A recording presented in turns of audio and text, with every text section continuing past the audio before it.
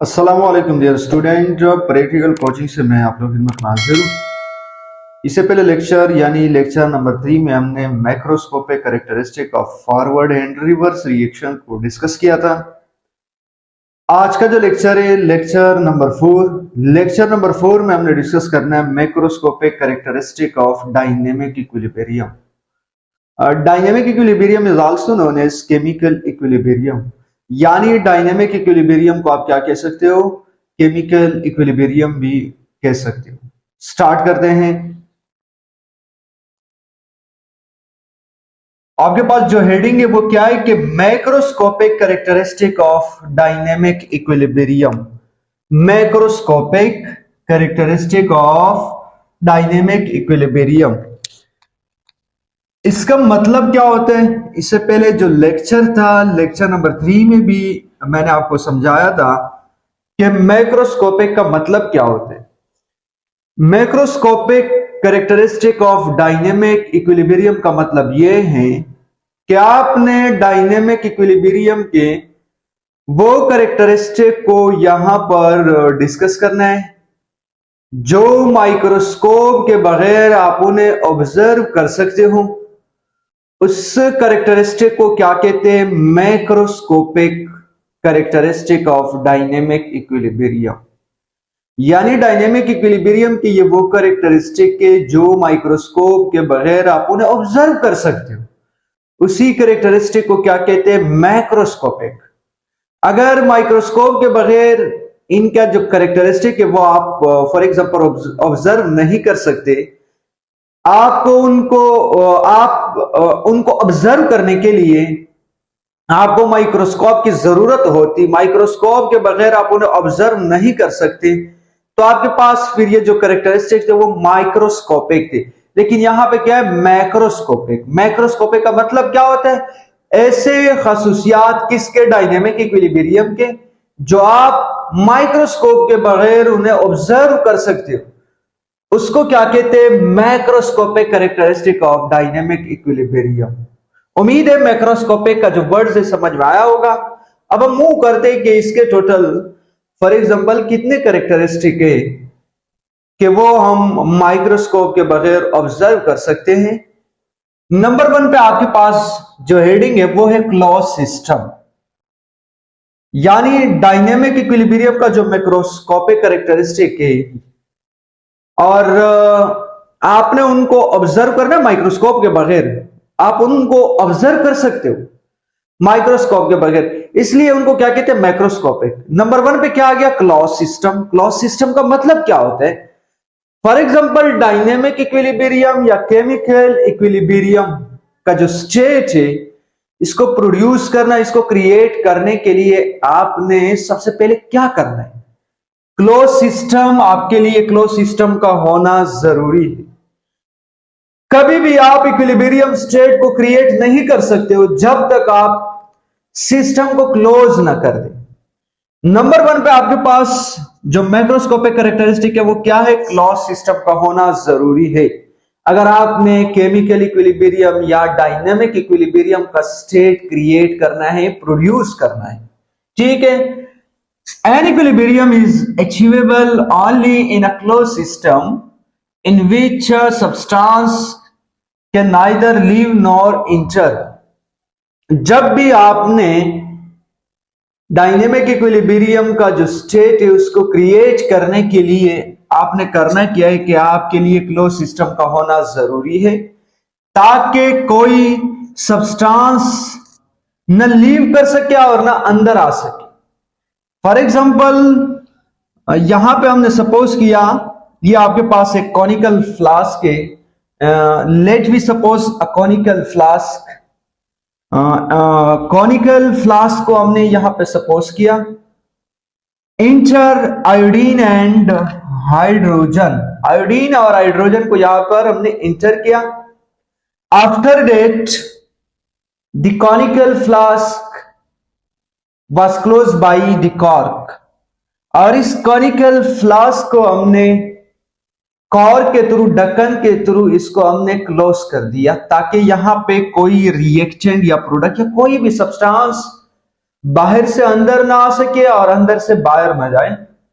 तो इस कंडीशन में आप इक्विलिब्रियम का जो स्टेट है यानी डायनेमिक इक्विलिब्रियम जो है वो आप आसानी से यहां पे क्रिएट कर सकते हो। फॉर एग्जांपल ये आपके पास रिएक्टेंट है, ये प्रोडक्ट में जा रहा है और प्रोडक्ट वापसी रिएक्टेंट में आ रहा है। यहां पे इस तरीके से आप डायनेमिक इक्विलिब्रियम का स्टेट क्रिएट कर सकते हो। ये आपके पास मैक्रोस्कोपिक कैरेक्टरिस्टिक नंबर 1 है। उम्मीद है यहां तक समझ में आया होगा। अब मूव करते कैरेक्टरिस्टिक नंबर 2। डायनेमिक इक्विलिब्रियम का जो स्टेट है उनको क्रिएट करने के लिए दूसरा जो कैरेक्टरिस्टिक है मैक्रोस्कोपिक, वो है आपके पास rate of forward reaction equal to rate of reverse reaction. क्योंकि डायनेमिक इक्विलिब्रियम का डिफिनेशन भी यही था, when rate of forward reaction equal to rate of reverse reaction is known as dynamic equilibrium. यानी डायनेमिक इक्विलिब्रियम का definition ये था कि रेट ऑफ फॉरवर्ड रिएक्शन जब इक्वल हो जाए रेट ऑफ रिवर्स रिएक्शन के, उसको क्या कहते हैं, वहां पे एक स्टेट क्रिएट होता है, उस स्टेट को क्या कहते हैं, डायनेमिक इक्विलिब्रियम। तो दूसरा मैक्रोस्कोपिक कैरेक्टरिस्टिक आपके पास ये है कि रेट ऑफ फॉरवर्ड रिएक्शन और रेट ऑफ रिवर्स रिएक्शन ये इक्वल होगा। रेट का मतलब होता है स्पीड, यानी फॉरवर्ड रिएक्शन का और रिवर्स रिएक्शन का जो स्पीड है, यानी रिएक्टेंट जो प्रोडक्ट में चेंज हो रहा है और प्रोडक्ट रिएक्टेंट में, इनका जो स्पीड है वो इक्वल होगा। ठीक है। At equilibrium state reaction does not stop, forward and reverse reaction are equal in rate but opposite in direction.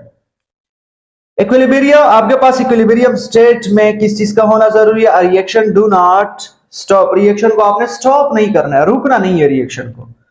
Forward और रिवर्स रिएक्शन यहां पे इक्वल होंगे, यहां पे इक्वल होंगे इन रेट, रेट का मतलब स्पीड, स्पीड में फॉरवर्ड और रिवर्स रिएक्शन का जो स्पीड है वो आपस में इक्वल होगा, बल्कि डायरेक्शन में अपोजिट होगा।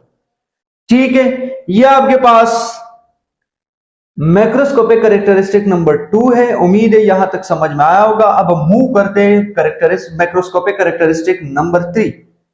Concentration of substances at equilibrium state, the amount यानी concentration of reactant and product do not change।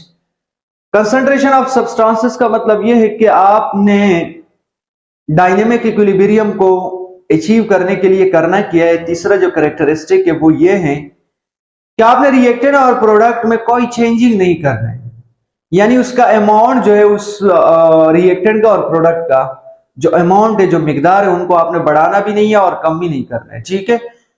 ये आपके पास मैक्रोस्कोपिक कैरेक्टरिस्टिक नंबर 3 है। यानी किस चीज के बारे में, कंसंट्रेशन ऑफ सब्सटेंसेस, रिएक्टेंट और प्रोडक्ट में आपने चेंजिंग नहीं करना है, बढ़ा भी नहीं सकते हो, कम भी नहीं कर सकते हो। अगर आपने डायनेमिक इक्विलिब्रियम का स्टेट यहाँ पे क्रिएट करना है तो इन दो में आपने चेंजिंग नहीं करना है। ठीक है। Characteristic number 4, attaining of chemical equilibrium. Attaining of chemical equilibrium या अटेनिंग ऑफ डायनेमिक इक्विलिब्रियम एक ही चीज है। An equilibrium is attainable from either way, example starting from reaction या प्रोडक्ट। केमिकल इक्विलिब्रियम या डायनेमिक इक्विलिब्रियम आप इस तरीके से अचीव कर सकते हो, यानी अटेन कर सकते हो। फॉर एग्जांपल इसके दो वे हैं। अगर आपने रिएक्टेंट से रिएक्शन को स्टार्ट किया, रिएक्टेंट चेंज हो रहे प्रोडक्ट में या प्रोडक्ट चेंज हो रहे रिएक्टेंट में, दोनों कंडीशन में आप केमिकल इक्विलिब्रियम या डायनेमिक इक्विलिब्रियम का जो स्टेट है फॉर एग्जांपल वो आप अटेन कर सकते हो। अगर आपने रिएक्शन रिएक्टेंट से स्टार्ट किया या रिएक्शन को प्रोडक्ट से स्टार्ट किया तो आप अटेन कर सकते हो आसानी से डायनेमिक इक्विलिब्रियम या केमिकल इक्विलिब्रियम। मतलब क्या है, फॉर एग्जांपल ये आपके पास कॉनिकल फ्लास्क है। इस कॉनिकल फ्लास्क में आपने हाइड्रोजन और आयोडीन ऐड किया और यहां पे कॉर्क के थ्रू इस कॉनिकल फ्लास्क को क्लोज कर दिया। क्लोज करने के बाद यहां पे हाइड्रोजन और आयोडीन चेंज होंगे किसमें, हाइड्रोजन आयोडाइड में, और हाइड्रोजन आयोडाइड दोबारा रिकम्बाइन होगा, उससे दोबारा क्या बनेगा, हाइड्रोजन और आयोडीन। इस तरीके से, यानी ये रिवर्सिबल रिएक्शन होगा। ये कौन सा रिएक्शन होगा, रिवर्सिबल। फॉर एग्जांपल आपने अब यहां से स्टार्ट किया था, लेकिन आप वहां से भी स्टार्ट कर सकते हो कि आपने हाइड्रोजन आयोडाइड लिया, इसमें ऐड कर दिया और कॉर्क के थ्रू इस कॉनिकल फ्लास्क को क्लोज कर दिया। क्लोज करने के बाद यानी हाइड्रोजन आयोडाइड ऐड किया था। पहले आपने हाइड्रोजन आयोडीन को ऐड किया था, अब आपने प्रोडक्ट से स्टार्ट करना है। अब हाइड्रोजन आयोडाइड को ऐड करने के बाद यहां पे क्या होगा कि हाइड्रोजन आयोडाइड रिकंबाइन होगा, डिवाइड होगा, टूट जाएगा। किस चीज में? हाइड्रोजन और आयोडीन में। तो प्रोडक्ट से भी या रिएक्टेंट से आप केमिकल इक्विलिब्रियम को अटेंड कर सकते हो, यानी अचीव कर सकते हो। ठीक है, आपके पास जो कैरेक्टरिस्टिक नंबर 5 है वो क्या है? Reestablishment of equilibrium state after disturbance. For example, अगर आपने केमिकल इक्विलिब्रियम का जो स्टेट है, यानी केमिकल इक्विलिब्रियम जो है या डायनेमिक इक्विलिब्रियम जो है, वहां पे आपने इसको डिस्टर्ब किया। डिस्टर्ब करने के नतीजे में आप दोबारा उस कंडीशन को या उस स्टेट को अचीव कर सकते। फॉर एग्जाम्पल, मतलब क्या? An equilibrium state can be disturbed and again achieved under the given condition of concentration, pressure and temperature. इसका मतलब ये है कि फॉर एग्जांपल यहां पे हमने सपोज किया था कॉनिकल फ्लास्क को, इसमें आपके पास हाइड्रोजन और आयोडीन है और प्रोडक्ट में हाइड्रोजन आयोडाइड बन रहा है। ठीक है, यानी हाइड्रोजन आयोडाइड का फॉर्मेशन हो रहा है और वो दोबारा रिकंबाइन होते हैं हाइड्रोजन आयोडीन में। इस तरीके से ये प्रोसेस चलता रहता है। लेकिन यहां पे क्या कह रहे हैं कि अब आपके पास ये प्रोसेस कंटिन्यू है। आपने इस प्रोसेस को फॉर एग्जांपल कंटिन्यू किया था जिस टेम्परेचर के ऊपर कंसंट्रेशन और प्रेशर आपके पास कांस्टेंट था। फॉर एग्जांपल, आपने जिस टेम्परेचर के ऊपर स्टार्ट किया था डायनेमिक इक्विलिब्रियम का स्टेट, किसी भी टेम्परेचर के ऊपर आपने उसको क्रिएट किया था, प्रोड्यूस किया था। अब आपने ये नहीं करने के वहां पे आपने टेम्परेचर को चेंज कर दिया या प्रेशर को कम कर दिया, बढ़ा दिया, या कंसंट्रेशन को। तो इस तरीके से ये जो तीन आपके पास कंसंट्रेशन, जो तीन फैक्टर है, कंसंट्रेशन है, प्रेशर है या टेम्परेचर है, इसको कम करने से, बढ़ाने से आप इक्विलिब्रियम का जो स्टेट है वो फॉर एग्जांपल डिस्टर्ब कर सकते हो। आपने जिस प्रेशर पर, जिस कंसंट्रेशन पर या जिस टेम्परेचर पर एक्सपेरिमेंट स्टार्ट किया था और डायनेमिक इक्विलिब्रियम का जो स्टेट है वो क्रिएट भी किया था, प्रोड्यूस भी हुआ था, लेकिन आपने दोबारा टेम्परेचर को कम कर दिया या बढ़ा दिया। फॉर एग्जांपल, यहां पे मैंने आपको बताया था कि ये जो एक्सपेरिमेंट हो रहा था ये 50 डिग्री सेंटीग्रेड पर, फॉर एग्जांपल समझाने की हद तक मैं बात कर रहा हूं। ठीक है, 50 डिग्री सेंटीग्रेड पर आपने इस टेम्परेचर को, इस एक्सपेरिमेंट को स्टार्ट किया था। यहां पे स्टेट भी क्रिएट हुआ था डायनेमिक इक्विलिब्रियम और ये प्रोसेस कंटिन्यू चल रहा था। ठीक है, अब 50 डिग्री सेंटीग्रेड आपके पास टेम्परेचर है, टेम्परेचर को आपने क्या कर दिया? बढ़ा दिया। बढ़ाने की वजह से आपके पास जो इक्विलिब्रियम का जो स्टेट है, यानी डायनेमिक इक्विलिब्रियम जो है, वो आपने डिस्टर्ब किया। डिस्टर्ब करने के नतीजे में फॉरवर्ड और रिवर्स रिएक्शन इक्वल नहीं होगा। उसको जब आपने डिस्टर्ब किया, अब दोबारा आप क्या करना चाहते हो कि री-एस्टेब्लिशमेंट ऑफ इक्विलिब्रियम स्टेट, यानी इक्विलिब्रियम स्टेट को दोबारा आप रिकवर करना चाहते हो। ठीक है, दोबारा क्रिएट करना चाहते हो।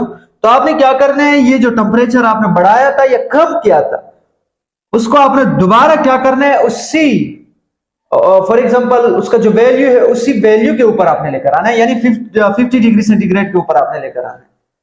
तो इस तरीके से इक्विलिब्रियम का जो स्टेट है वो डिस्टर्ब होगा और दोबारा उसको रिकवर कर सकते हो, यानी उसी स्टेट के ऊपर आप लेकर आ सकते हो।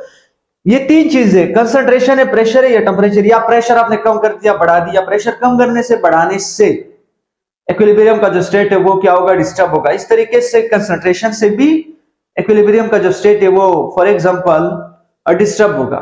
लेकिन अगर आप दोबारा कंसंट्रेशन, यानी आपके पास जो अमाउंट ऑफ रिएक्टेड या प्रोडक्ट है, उसी कंडीशन के ऊपर लेकर आए, तो दोबारा आप डायनेमिक इक्विलिब्रियम का जो स्टेट है वो दोबारा आप क्रिएट कर सकते हो और प्रोड्यूस कर सकते हो। ठीक है, ये है आज का लेक्चर नंबर 4। उम्मीद है आज का लेक्चर समझ में आया होगा। लेक्चर समझ आने की सूरत में आपने हमारे YouTube चैनल को सब्सक्राइब करना है और साथ ही बेल आइकन के ऊपर क्लिक करना है। Thank you so much.